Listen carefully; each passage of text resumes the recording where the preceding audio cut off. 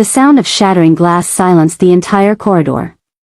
11-year-old Tun stood frozen, his urine pooling at his feet, mixing with the shards of the broken flower vase. His small hands trembled as he stared at the pieces scattered across the polished floor of Oluwa Primary School. He had only been trying to reach the water dispenser. Just water. That was all. But now, death was coming. Death wore a green wrapper and gold earrings. Death had a name that made children wet themselves before the beating even began. Madame Kofo. Her footsteps echoed from the staff room, slow, deliberate, like a predator savoring the hunt. The other teachers fell silent. Even the headmaster, Mr. Adenuga, found urgent paperwork to attend to whenever that sound began. Tun's classmates had already scattered like roaches under sudden light. No one stayed to witness what was about to happen. Staying meant becoming the next victim. At Oluwa Primary School, survival was a solo sport. Who broke my vase? The voice slithered through the air, cold and venomous. Madame Kofo emerged from around the corner, her wrapper tied so tight it seemed to squeeze the compassion out of her body. Her face was a mask of barely contained rage, eyes narrowed into slits that could cut deeper than any cane. Tund opened his mouth, but no sound came out. His throat had closed entirely. I said. Madame Kofo's voice rose to a shriek that rattled the windows. Who broke my vase? Madam. I was just. The slap came so fast Tund didn't see it. He only felt the explosion of pain across his left cheek, the metallic taste of blood in his mouth, and the floor rushing up to meet him. Just what? Madame Kofo loomed over him, her shadow swallowing him whole. Just being useless? Just being careless?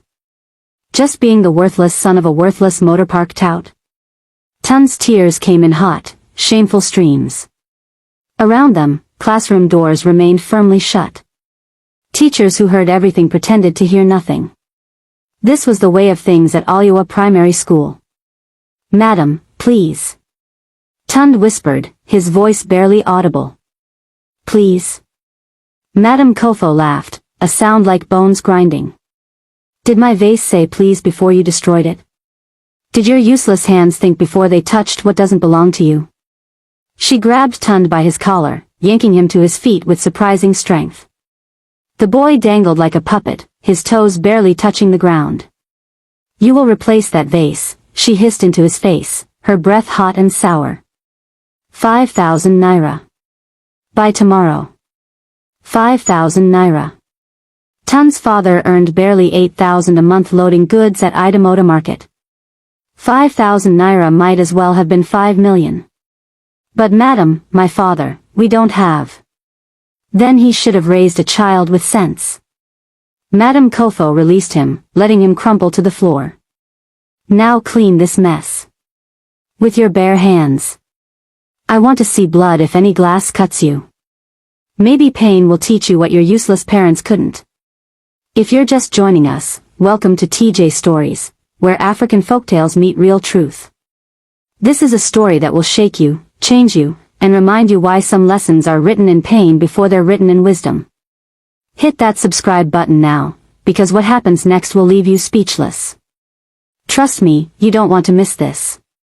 As Tun knelt on the floor, picking up glass with trembling fingers, Madame Kofo watched with satisfaction. This was her kingdom. She had ruled Oluwa Primary School for 7 years, and in those 7 years, she had perfected the art of breaking spirits. Children feared her more than they feared their parents. More than they feared failure. More than they feared anything in this world. And that was exactly how she liked it. The other pupils called her Aya Ogun, Mother of War. She wore the title like a crown. Every term, she selected her targets carefully, the poor children, the orphans, the ones whose parents couldn't fight back. She humiliated them in front of their classmates, destroyed their confidence, crushed their dreams beneath her heel like cockroaches. Why did she do it? Some said she was bitter because she never had children of her own. Others whispered that she had been beautiful once, before her fiancé left her at the altar for a younger woman. A few brave souls suggested she simply enjoyed the power, the godlike feeling of having small humans tremble at your approach. But no one said these things loudly. No one dared. The headmaster, Mr. Adenuga, protected her. Some said it was because Madame Kofo's uncle was a senator. Others claimed she had something on the headmaster, photographs, perhaps, or knowledge of missing school funds. Whatever the reason, she was untouchable. Parents who complained found their children mysteriously failing exams. Pupils who reported her cruelty discovered new levels of torture they hadn't imagined possible. The system wasn't broken at Oluwa Primary School. Madame Kofo was the system. By the time Tun finished cleaning, his hands were bleeding from 3 different cuts. Madame Kofo inspected his work with the critical eye of a prison warden. Useless, she spat. Just like your father. Just like your entire worthless bloodline. Now get out of my sight before I add interest to what you owe me. Tun fled, his vision blurred with tears and shame. Madame Kofo returned to her classroom, Primary 4B, where 38 pairs of eyes immediately dropped to their desks. The children sat rigid as mannequins, barely breathing. Mathematics, she announced, her voice dripping with false sweetness. Open your books to page 47. Chidinma, stand up. A small girl with cornrows rose shakily to her feet, her entire body vibrating with fear. Solve number 12. At the board. Now. Chidinma walked to the front like a prisoner approaching the gallows. Her hands shook so badly she could barely hold the chalk. The problem was simple multiplication, something she could do in her sleep, but under Madame Kofo's glare, her mind went completely blank. We're waiting, Madame Kofo said softly. Softly was worse than shouting. Softly meant she was savoring the moment before the strike. And madam, the answer is. Is what? Speak up. Or are you as brainless as you look? The classroom held its breath. That's when it happened. The door opened. No knock.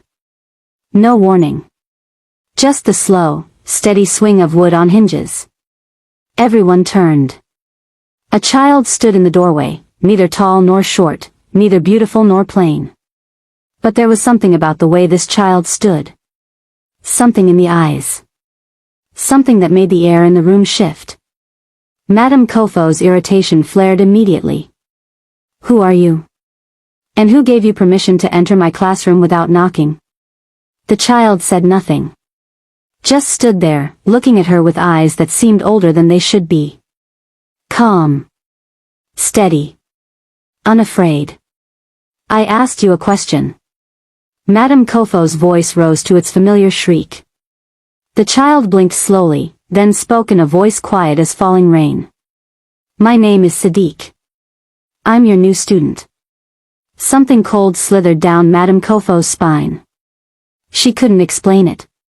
This child looked ordinary enough, standard uniform, black shoes, simple hairstyle. But those eyes.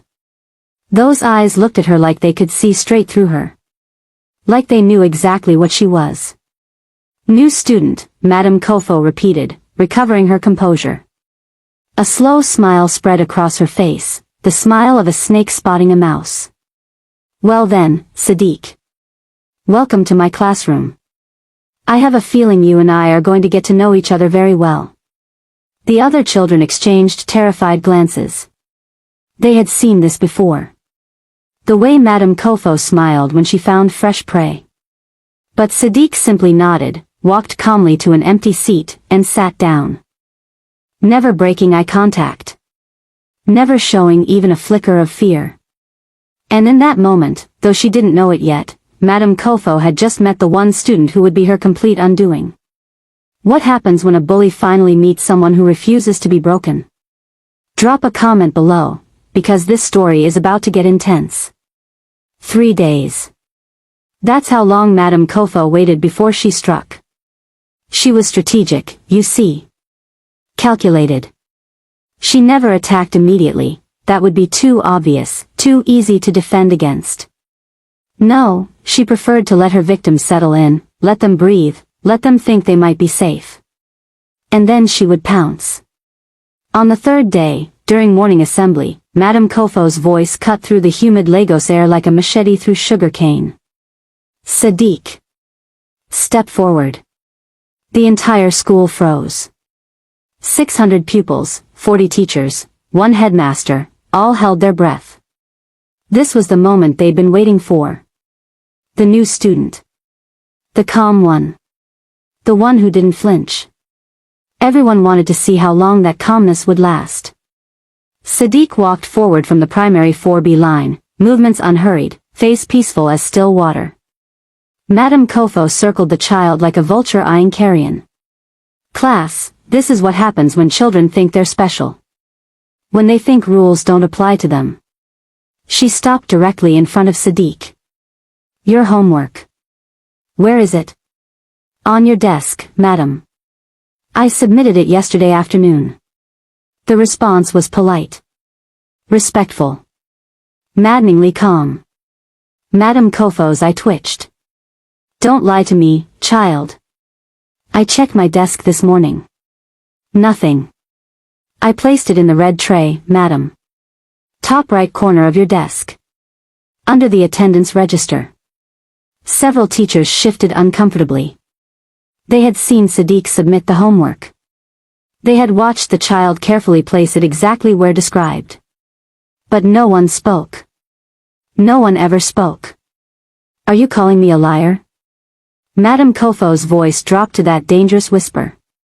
The whisper that came before violence. No, madam. I'm telling you where I put my homework. The slap should have sent Sadiq sprawling. Madame Kofo put her full weight behind it, the sound echoing across the assembly ground like a gunshot. But Sadiq barely moved. The child's head turned slightly from the impact, then slowly, so slowly, turned back to face Madame Kofo. No tears. No trembling. No fear. Just those eyes. Looking. Seeing. Knowing. Get on your knees, Madame Kofo commanded, her voice shaking now with something that might have been rage. Or might have been something else entirely. Sadiq knelt. Raise your hands above your head. Sadiq complied. You will stay like this until I say otherwise. Under this sun. Until you learn respect. The assembly dismissed. Classes began. The morning sun climbed higher, hotter, merciless. But Sadiq remained kneeling, arms raised, face tilted slightly toward the sky. Not suffering. Almost, waiting. By noon, even the teachers were uncomfortable. Madame Kofo, Mr. Johnson, the young English teacher, ventured cautiously. The child has been there for 4 hours. Maybe you should mind your business, Madame Kofo snapped, though her eyes never left Sadiq's kneeling form. Or would you like to join? Mr. Johnson retreated. But something was wrong. Madame Kofo could feel it in her bones, in her blood, in the way her hands wouldn't stop trembling when she tried to mark papers. The child hadn't cried.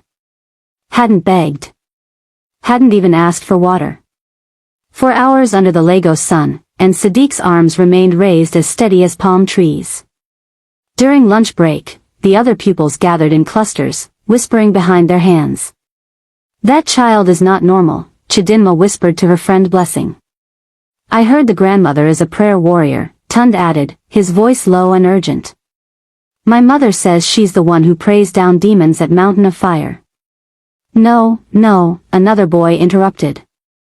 My uncle says she's one of those old women who can see tomorrow like it's yesterday. Whatever she is, Blessing concluded, pulling her friends closer, that child is protected. You can see it. Madame Kofo can beat her from now till next year, nothing will happen. They didn't notice Madame Kofo standing in the doorway behind them, her face drained of color. Protected. The word slithered into her mind like a snake. No. Impossible. She didn't believe in such nonsense. She was educated. Modern. She had a teaching certificate from Lagos State College of Education. Superstition was for illiterate villagers, not for sophisticated women like herself. But then why wouldn't her hands stop shaking? Why did she feel cold despite the afternoon heat? Why did looking at Sadiq's calm face make her stomach twist with something that felt disturbingly like fear? At 2 p.m., the headmaster finally intervened. "Madam Kofo, please. The child has learned the lesson. Let them go to class." Madam Kofo wanted to refuse. Wanted to prove she was still in control. But her voice, her weapon, her power, seemed to have abandoned her. "Fine," she whispered hoarsely. "Sadiq, you may stand." Sadiq lowered their arms smoothly, rose to their feet without a single groan of pain, and looked directly at Madam Kofo. "Thank you, madam." Not sarcastic. Not bitter. Just calm. That night, Madam Kofo couldn't sleep. She kept seeing those eyes. That steady gaze that seemed to look past her skin, past her flesh, straight into the rotting core of who she really was. She told herself it was nothing. The child had just been lucky. Strong, maybe. But not special. Not protected. Just lucky. But luck runs out. Madam Kofo escalated. She made Sadiq clean the toilets with bare hands. The child did it without complaint. She tore up Sadiq's test paper, a perfect score, and marked it 0. The child accepted the grade silently. She had other pupils deliberately spill water on Sadiq's uniform. The child walked around wet until it dried, never once reporting who did it. She locked Sadiq in the storeroom during break time. The child emerged hours later, face serene, as if locked rooms were just another kind of classroom. Every punishment bounced off Sadiq like rain off waxed cloth. And with each failed attempt to break this child, Madam Kofo felt something inside herself beginning to crack instead. Her sleep grew worse. She started seeing shadows in corners. Hearing whispers in empty rooms. "You're losing your mind," she told her reflection one morning. But her reflection looked back with eyes full of doubt. The other pupils noticed the change too. Madam Kofo, who never forgot to punish, forgot to collect homework. Madam Kofo, who terrorized with her voice, sometimes stopped mid-sentence, staring at nothing. Madam Kofo, who fed on fear, was beginning to look afraid herself. "What's happening to her?" the children whispered. But they all knew. They had all seen it. You cannot pour darkness into light without the darkness disappearing. You cannot throw stones at a mountain and expect the mountain to crumble. And you cannot wage war against someone who has already surrendered everything to a power greater than fear. On Friday of the second week, during closing assembly, Madam Kofo's voice cracked mid-announcement. Actually cracked. Like broken glass. Like splintering wood. She tried to continue, but only a hoarse whisper emerged. The pupils stared in shock. Madam Kofo's hand flew to her throat, panic flooding her eyes. And there, in the third row of primary 4B, Sadiq stood watching her with those calm, knowing eyes. Not gloating. Not celebrating. Just watching. Waiting. As if knowing that what was beginning to unravel couldn't be stopped by any force on earth. The doctor found nothing wrong with Madam Kofo's throat. "Stress," he said, scribbling on his prescription pad. "You're overworking yourself. Take these tablets, rest your voice for a few days, and you'll be fine." But Madam Kofo knew better. This wasn't stress. This was something else. Something that had started the day that child, that cursed, strange child, had walked into her classroom. She didn't return to school for 3 days. And in those 3 days, Oluwa Primary School experienced something it hadn't felt in 7 years, peace. Children laughed during break time. Teachers smiled. The very air seemed lighter, cleaner, as if a dark cloud had temporarily lifted. But on the 4th day, Madam Kofo returned. Her voice was back. Stronger than ever. And she was done playing games. Monday morning, she marched straight to the headmaster's office, her wrapper tied so tight it looked like armor. "Mr. Adenuga, we need to talk about that child." "Sadiq." The headmaster looked up from his newspaper, eyebrows raised. What about the student? Something is wrong with that child. Very wrong. Madame Kofo leaned forward, her voice dropping to a conspiratorial whisper. I've been teaching for 15 years. I know children. That one is not normal. Mr. Adenuga sighed. He'd heard this song before. Every year, Madame Kofo found someone to target, someone to label as problematic. It was her pattern. Madame Kofo, the child has perfect attendance, submits all assignments on time, causes no trouble. Exactly. Madame Kofo slammed her palm on the desk. No child is that perfect. It's unnatural. I'm telling you, there's something spiritual about that child. The word hung in the air like smoke. Mr. Adenuga removed his glasses, cleaning them slowly. Are you seriously suggesting we expel a student because they're too well-behaved? I'm suggesting, Madame Kofo said carefully, that we investigate the child's background. Call the guardian. Ask questions. Because I'm telling you, mark my words, that child is going to bring trouble to this school. Mr. Adenuga considered this. Truth be told, he'd noticed something odd himself. The way other pupils seemed drawn to Sadiq. The way the child's presence seemed to calm even the most unruly classrooms. Fine, he conceded. I'll call the guardian in for a meeting. Friday afternoon. Will that satisfy you? Madame Kofo smiled. Finally. Finally, she would expose this child for whatever they truly were. Friday is perfect.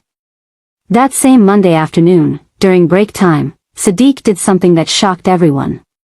The child approached Madame Kofo's desk. Voluntarily.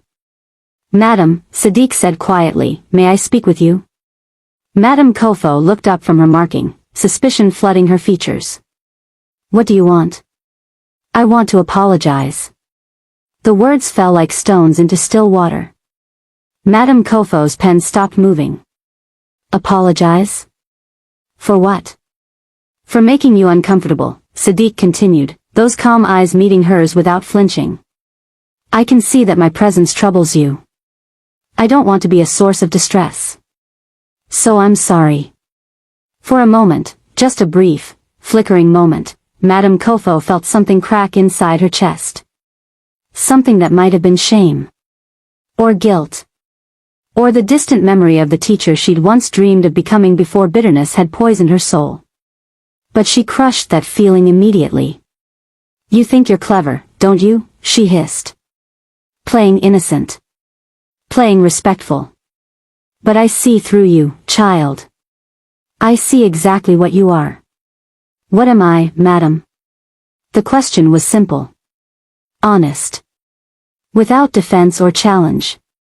And Madame Kofo realized with cold horror that she didn't have an answer.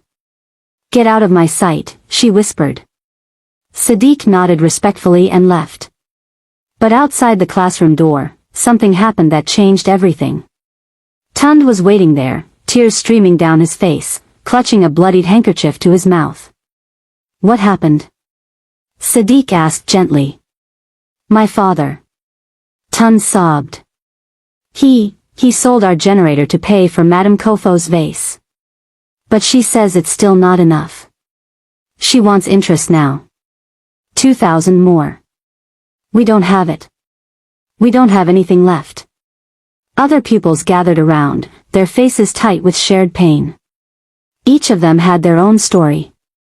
Each of them bore scars, visible and invisible, from Madame Kofo's reign of terror. Sadiq listened to them all.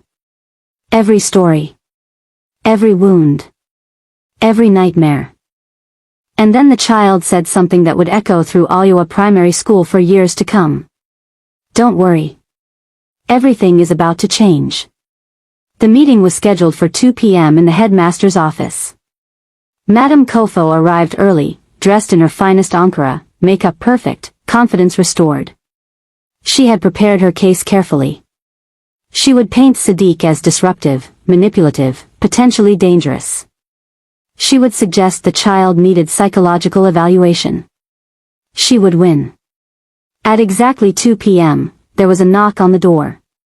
"Come in," Mr. Adenuga called. The door opened. And Madame Kofo's world tilted on its axis. The woman who entered was not what she expected. She was old, perhaps 70, perhaps ageless. She wore a simple white buba and wrapper, her gray hair wrapped in a clean white scarf. Her feet were bare despite the school's tile floors. No makeup. No jewelry except a single wooden bracelet on her right wrist. But her presence filled the room like sunlight. This was Mama Sekinat, Sadiq's grandmother. "Good afternoon," she greeted, her voice soft but carrying the weight of mountains. She nodded respectfully to Mr. Adenuga, then turned to Madame Kofo. And smiled. It wasn't a cruel smile. Or a mocking smile. It was something far more unsettling. It was a smile of recognition. The smile of someone who sees you completely. Every lie. Every cruelty. Every hidden sin. Madame Kofo felt naked under that gaze. "Please, sit," Mr. Adenuga gestured to the chairs. Mama Sekinat sat with the grace of royalty. Madame Kofo perched on her seat like a bird ready to flee. "Thank you for coming, Ma," Mr. Adenuga began. "We wanted to discuss."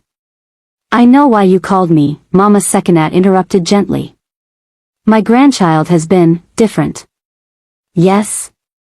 "Different is putting it mildly," Madame Kofo found her voice, though it came out higher than intended. "Your grandchild shows no emotion. No fear. No normal reactions. It's concerning." "Concerning," Mama Sekinat repeated thoughtfully. "Tell me, Madam Teacher, what should a normal child's reaction be when they are beaten for no reason? When they are humiliated publicly? When they are punished for crimes they didn't commit?" The room went silent.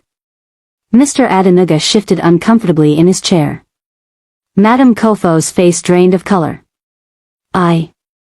I don't know what you've been told, but... "My grandchild tells me everything," Mama Sekinat said simply. The broken vase that wasn't broken by them. The homework that was submitted but declared missing. The 4 hours kneeling in the sun. The locked storage room. She paused, her eyes boring into Madame Kofo's soul. "Should I continue?" "Those were disciplinary measures," Madame Kofo stammered. "The child was disobedient." "The child," Mama Sekinat's voice hardened like cooling steel, "has been nothing but respectful. Obedient. Kind.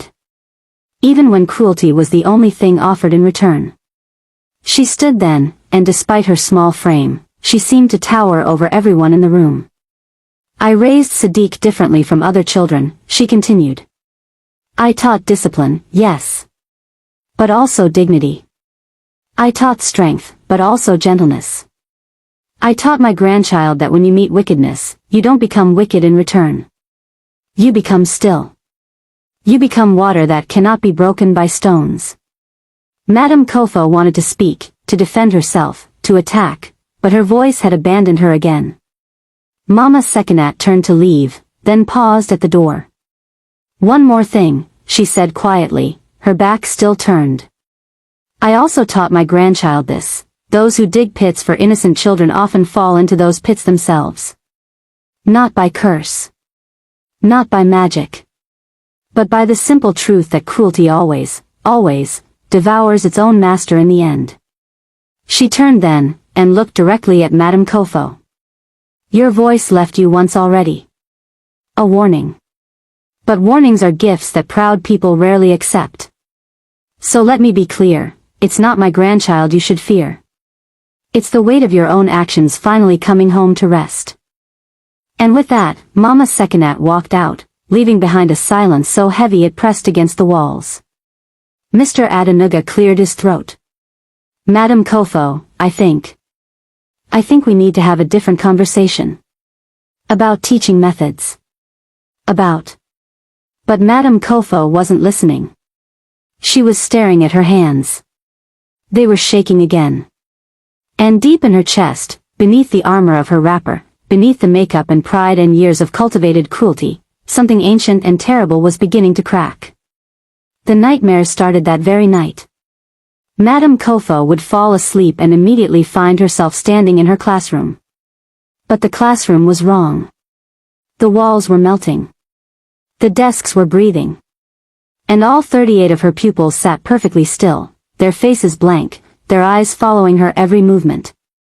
"Good morning, madam," they would chorus in perfect unison. And then they would smile. Not children's smiles. Something else. Something ancient and knowing and utterly terrifying. She would wake up screaming, her sheets soaked with sweat, her heart hammering against her ribs like a trapped bird. But the real nightmare was waiting for her at school. Madame Kofo stood before her classroom, chalk in hand, ready to write the day's lesson on the board. She pressed the chalk to the blackboard. Nothing. She pressed harder. The chalk skittered across the surface, refusing to leave a mark. As if the board itself had rejected her. "Cheap chalk," she muttered, grabbing another piece. Same result. And another. And another.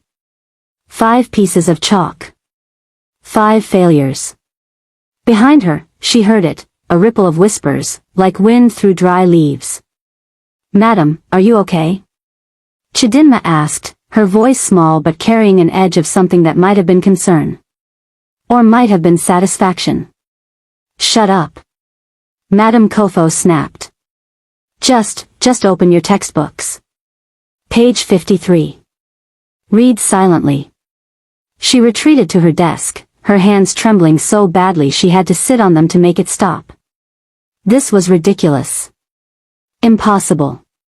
Chalk was chalk. Boards were boards. There was a logical explanation. There had to be. But logic was becoming a distant country Madame Kofo could no longer reach. During morning assembly, Madame Kofo stepped forward to lead the school pledge as she did every Tuesday. She opened her mouth. No sound came out. Not a whisper. Not a croak. Complete silence. She tried again, her throat working, her mouth forming the words, but it was as if someone had reached inside her and stolen her voice entirely. The pupils stared. The teachers shifted uncomfortably. Mr. Adenuga quickly stepped in. "Madame Kofo is saving her voice today. Mr. Johnson, please lead the pledge." But everyone saw it. Everyone knew. Madame Kofo's greatest weapon, her voice, her terror-inducing shriek, her power, had been taken from her again. And this time, she could feel it wasn't coming back easily. Madame Kofo was returning from the staff room when she heard laughter. Actual laughter. From her classroom. She stood outside the door, listening in disbelief. Her pupils, her terrorized, beaten down, perpetually frightened pupils, were laughing.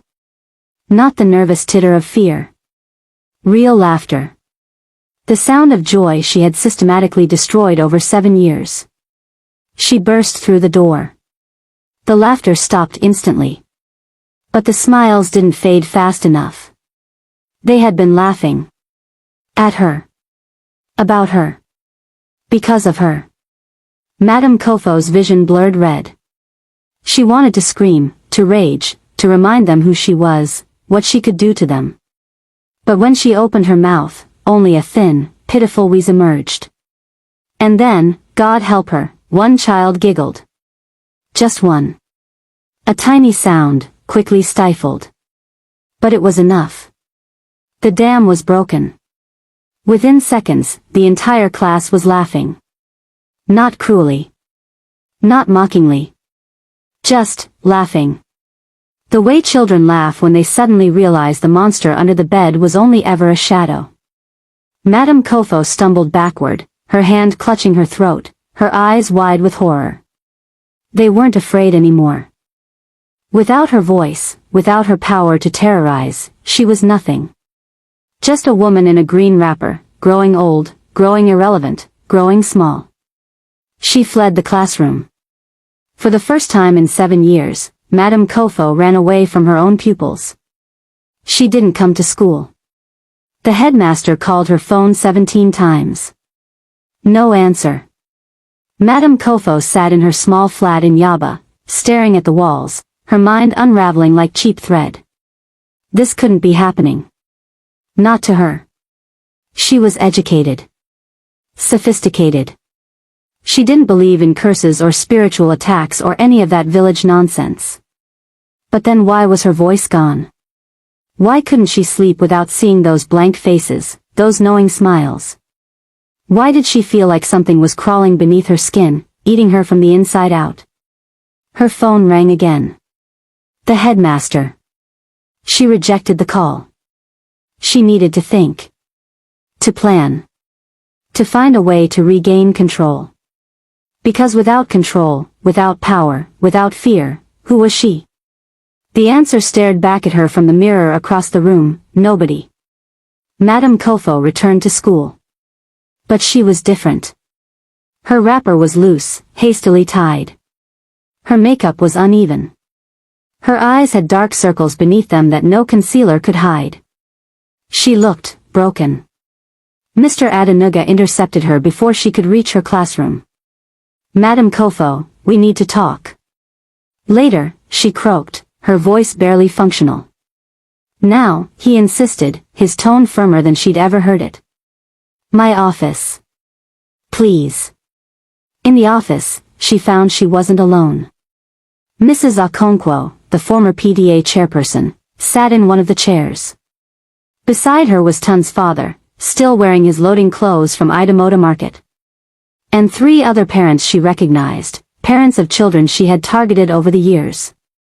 Her stomach dropped. Madame Kofo, Mr. Adenuga began carefully, these parents have come forward with concerns. Serious concerns about your teaching methods. Concerns? Madame Kofo's voice cracked. What concerns? Tun's father stood, his massive frame towering over her. But his voice was quiet. Controlled. More terrifying than any shout. You took 5,000 naira from me. For a vase my son didn't break. I sold our generator. In this Lagos heat. My wife is diabetic. She needs that generator for her insulin storage. But I sold it. Because you said my son was wicked. Because you said he needed to learn. That was a disciplinary. Let me finish, Tun's father said, and something in his voice made Madame Kofo's mouth snap shut. I went back to that school corridor. I asked questions. You know what I found out? Silence. The vase was already cracked. You were looking for someone to blame. And my son, poor, quiet, afraid, was convenient. Mrs. Okonkwo stood next. My daughter wet herself in your class. She was 7 years old. 7. You made her stand in front of everyone, in her soiled uniform, for 2 hours. Do you know she still has nightmares? Still wets the bed at 9 years old? One by one, the parents spoke. Story after story. Cruelty after cruelty. 7 years of systematic torture, carefully hidden, strategically denied. But not anymore. Madame Kofo wanted to defend herself, to explain, to justify. But her voice, that weapon she'd wielded for so long, was barely a whisper now. These are lies, she managed to rasp. Exaggerations. Children lie. Parents believe them. This is a conspiracy. Is it? Mr. Adenuga interrupted, and his voice was cold now. Cold in a way that told her everything had changed. Because I've started asking questions too, Madame Kofo. I've started looking into complaints that were filed and mysteriously disappeared. I've started wondering why so many children fail only in your class. Why so many parents withdrew their children and cited personal reasons when questioned. He stood, towering over her desk. I've been a coward, he admitted. I protected you because it was easier. Because you had connections. Because I was afraid. You should still be afraid, Madame Kofo hissed, finding a thread of her old venom. My uncle is a senator. One phone call. Your uncle, Mr. Adenuga interrupted quietly, died 3 months ago. I checked. The room spun. You've been using a dead man's name to terrorize me. To terrorize parents. To terrorize children. Madame Kofo's mouth opened and closed like a fish drowning in air. There will be a formal investigation, Mr. Adenuga continued. The school board. The Ministry of Education. Parents' testimonies. Everything. You can't do this to me, Madame Kofo whispered. I'm not doing anything to you, Mr. Adenuga replied. You did this to yourself. 7 years ago. Every slap. Every humiliation. Every cruelty. They've all been building to this moment. As Madame Kofo stood to leave, her legs barely supporting her, she looked out the office window. There, in the schoolyard, Sadiq stood beneath a mango tree, watching. Not celebrating. Not gloating. Just watching. With those calm, knowing eyes. And for the first time in her life, Madame Kofo understood what Mama Sekinat had meant. This wasn't a curse. This wasn't magic. This was simply the weight of her own actions, finally too heavy to carry. The pit she had been digging for 7 years was complete. And she was standing at its edge. They say what goes around comes around, but is this justice or revenge? Drop your answer below, because what happened next is going to leave you speechless. The investigation took exactly 7 days. 7 days that felt like 7 years to Madame Kofo. She was suspended pending the inquiry. Told to stay home. Told to prepare her defense. But how do you defend 7 years of documented cruelty? The school board interviewed 43 pupils. 27 parents. 12 teachers who had witnessed everything but said nothing out of fear. The stories they told painted a picture so horrifying that even the seasoned board members, people who had seen everything in Lagos public schools, sat in stunned silence. One mother testified that her daughter stopped speaking for 6 months after Madame Kofo told her she was too stupid to deserve a tongue. Another parent brought medical records showing their son had developed a stress-induced stutter that required therapy.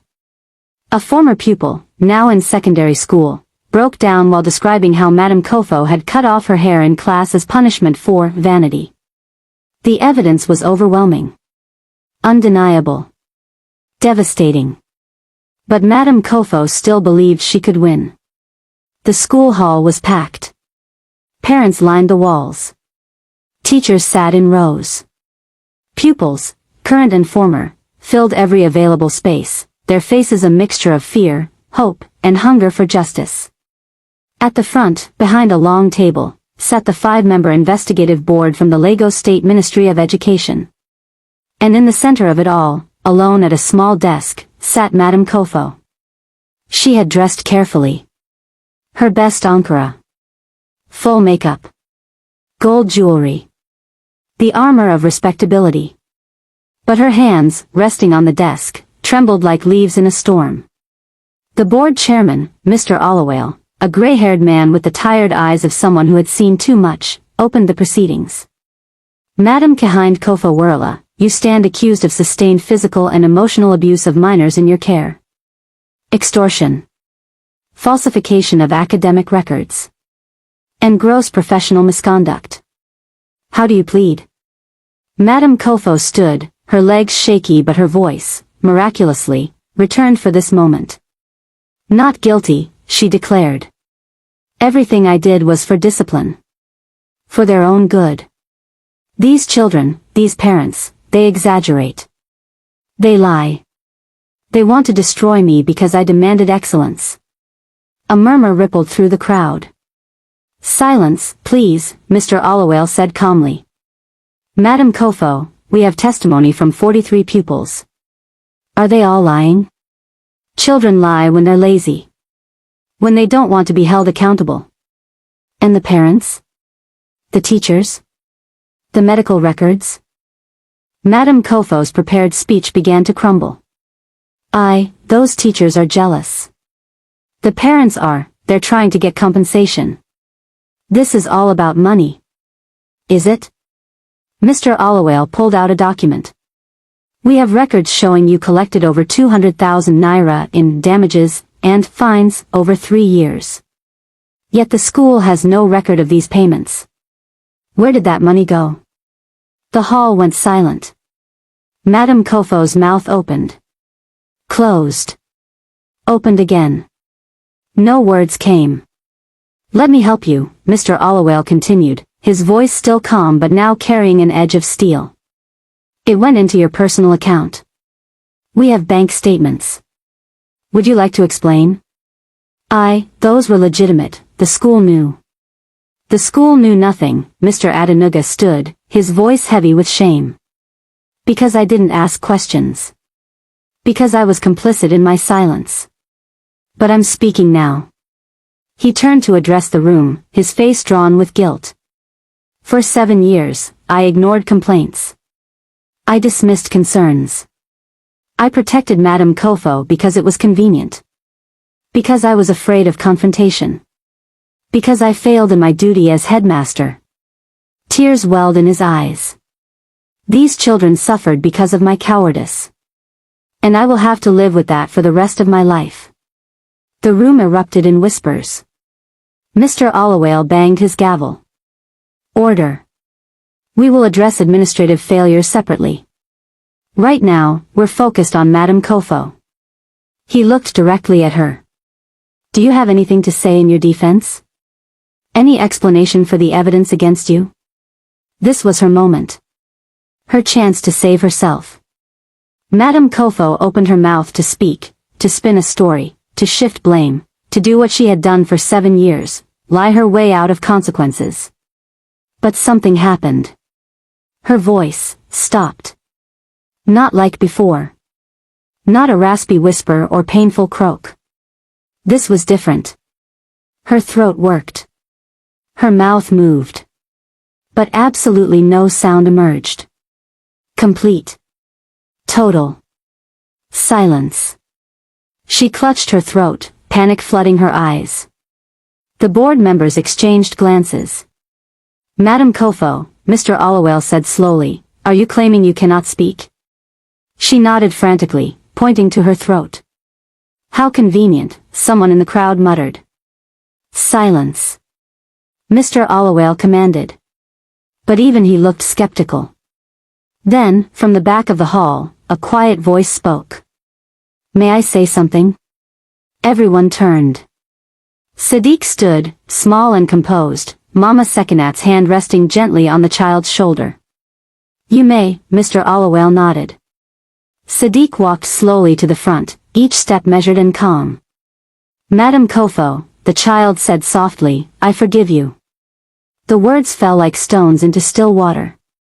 Madam Kofo stared, her eyes wide with shock. I forgive you for the beatings. For the humiliation. For trying to break me. Sadiq's voice remained gentle, without anger or bitterness. But forgiveness doesn't erase consequences. It just means I won't carry hatred in my heart. The child turned to the board. She needs help.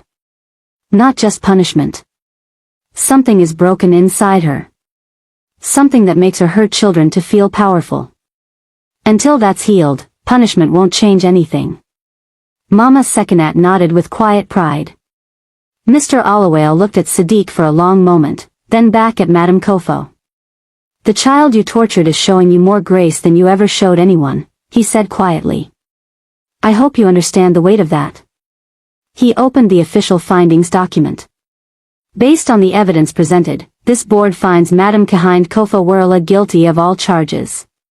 She is hereby dismissed from her position, effective immediately. Her teaching license is permanently revoked. She is banned from working with children in any capacity within Lagos State. Gasps and murmurs filled the hall. Furthermore, Mr. Oluwa continued, she is required to repay all illegally collected funds and will face potential criminal charges for extortion and child abuse. The police have been notified. Madam Kofo collapsed in her chair, her face buried in her hands. But even now, even in her moment of total defeat, she couldn't cry. Couldn't scream. Couldn't make a sound.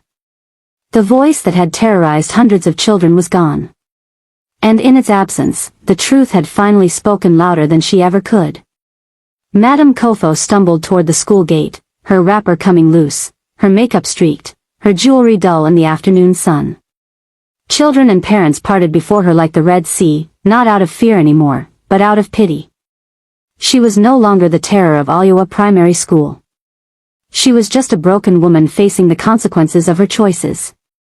At the gate, she paused and looked back one final time. Sadiq stood in the schoolyard, surrounded by other pupils who were laughing and playing freely for the first time in years. The child looked up, met her eyes, and did something unexpected. Sadiq waved. Not mockingly. Not cruelly. Just a wave. A simple gesture of acknowledgement. And in that moment, Madame Kofo understood something that shattered her completely. The child had never wanted to destroy her. Had never sought revenge. Had simply existed, calmly, truthfully, peacefully, and that alone had been enough to expose everything she had hidden for 7 years. You don't need magic to defeat cruelty. You just need to refuse to become cruel in return. Madame Kofo turned and walked through the gate. Behind her, for the first time in 7 years, Oluwa Primary School was filled with the sound of genuine laughter. Because 3 months later, something happened that no one expected. Something that would test everything Sadiq said about forgiveness. Something that would prove whether mercy could truly exist alongside justice. 3 months later. The woman who swept the floor at Mama Caro's buka in Mushin bore little resemblance to the Madame Kofo who once ruled Oluwa Primary School. Her wrapper was faded and patched. Her hands, once manicured and adorned with gold rings, were now rough and calloused from washing plates and scrubbing pots. Her face, without makeup, showed every year of her age and every weight of her guilt. She worked from 5 a.m. to 10 p.m. for 8,000 naira a month. The same amount Tun's father had once earned. The same amount she had once considered worthless. Her voice had returned weeks after the hearing, weak and hoarse, but functional. Yet she rarely spoke. What was there to say? The police investigation had resulted in a fine she was still paying off in installments. The stolen money had been returned to every parent who could be traced. Her savings, gone. Her reputation, destroyed. Her teaching career, finished. She was 43 years old and starting life over as the lowest worker in a roadside restaurant. This was rock bottom. Or so she thought. Madame Kofo was scrubbing a particularly stubborn pot when she heard a familiar voice at the entrance. Good afternoon, Ma. We're looking for someone. She froze, her hands still in the soapy water. That voice. She knew that voice. Slowly, she turned. Mama Sekinat stood in the doorway, Sadiq beside her. Behind them were Tund, Chidinma, Blessing, and 5 other former pupils from Oluwa Primary School. Madame Kofo's heart stopped. They had found her. But why? For revenge? To humiliate her further? To spit on her now that she was down? She stood slowly, removing her hands from the water, unable to meet their eyes. We've been looking for you, Mama Sekinat said quietly. It took some time to find where you were working. Madame Kofo's voice came out as barely a whisper. What do you want from me? Haven't I lost enough? You've lost what you stole, Mama Sekinat replied calmly. But you haven't gained what you need. I don't understand. Sadiq stepped forward, holding a small envelope. We took a collection, the child explained. From pupils, parents, even some teachers. We raised money. Madame Kofo stared at the envelope as if it might bite her. Why? Because, Tun spoke up, his voice stronger than it had ever been in her classroom. Mama Sekinat taught us something. She said justice without mercy is just revenge. And revenge poisons everyone it touches. Chidinma added softly, we don't want to become like you were. Bitter. Angry. Hard. Blessing continued, so we decided to help. Not because you deserve it. But because we deserve to be free from hatred. Madame Kofo's legs buckled. She grabbed the counter for support, tears streaming down her face for the first time in years. I don't. She choked on the words. I don't deserve this. I don't deserve any kindness from you. From any of you. You're right, Mama Sekinat said simply. You don't deserve it. That's what makes it mercy. She placed the envelope on the counter. This is seed money. Enough to rent a small space and start a provision shop. Nothing big. Just enough to live with dignity. Why? Madame Kofo sobbed. Why would you do this for me? Mama Sekinat stepped closer, her eyes gentle but firm. Because I've seen two types of people in my life.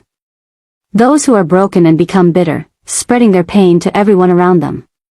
And those who are broken and choose to heal, even when it's hard. Even when they don't deserve help. She paused, letting her words sink in. You have a choice to make, Madame Kofo. You can take this help and remain the same person, bitter, resentful, blaming everyone but yourself.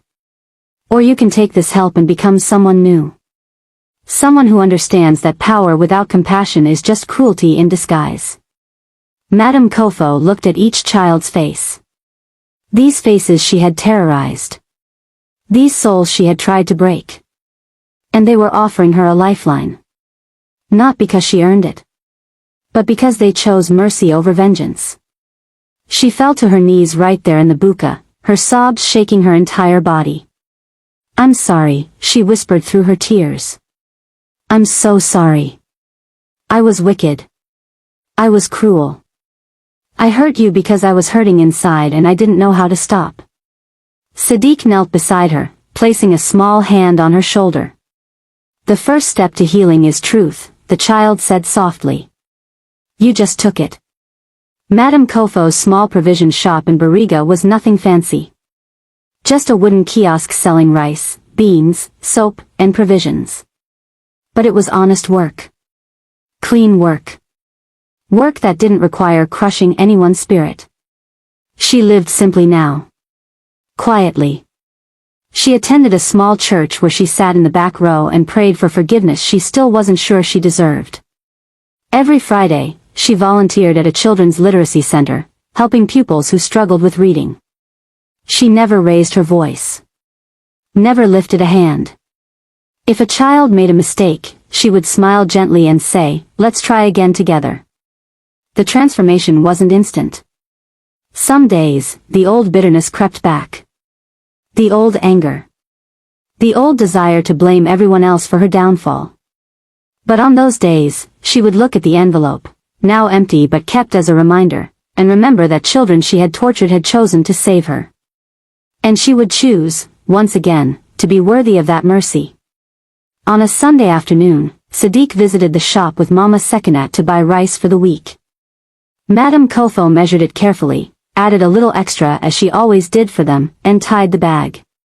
Thank you, Sadiq said with that same calm smile. No, Madame Kofo replied, her voice steady now, full of quiet strength. Thank you. For showing me that redemption is possible. Even for someone like me. As they walked away, Mama Sekinat squeezed her grandchild's hand. You did well, Omo-mi. You chose light over darkness. Peace over revenge. Sadiq looked back at the small shop, at the woman who was slowly becoming someone new. Grandma, the child asked thoughtfully, do you think people can really change? Mama Sekinat smiled, her eyes wise and warm. Change is like planting a seed, my child. The seed doesn't become a tree overnight. But with time, patience, and the right soil, even the hardest seed can grow into something beautiful. She looked at Madame Kofo through the shop window, seeing not the monster she had been, but the human she was becoming. And sometimes, Mama Sekinat added softly, the right soil is mercy. Authority without compassion is cruelty in disguise. But cruelty met with mercy can become the soil where transformation grows. Justice holds people accountable. Mercy gives them a chance to become someone better. And wisdom knows when to offer both. Have you ever had the power to destroy someone who hurt you, but chose mercy instead? Or are you still carrying that pain, letting it poison you from within? This story is your reminder. Revenge might feel sweet, but mercy sets you free. If this story touched you, share it. Someone in your life needs to hear this today. Someone is choosing between bitterness and healing right now. Be the reason they choose light. And if you love this African folktale with a powerful message, subscribe to TJ Stories. We bring you tales that don't just entertain, they transform. Drop a comment, mercy or revenge? Let's talk about it. See you in the next story. And remember, the pit you dig for others might be the one you fall into. Choose wisely.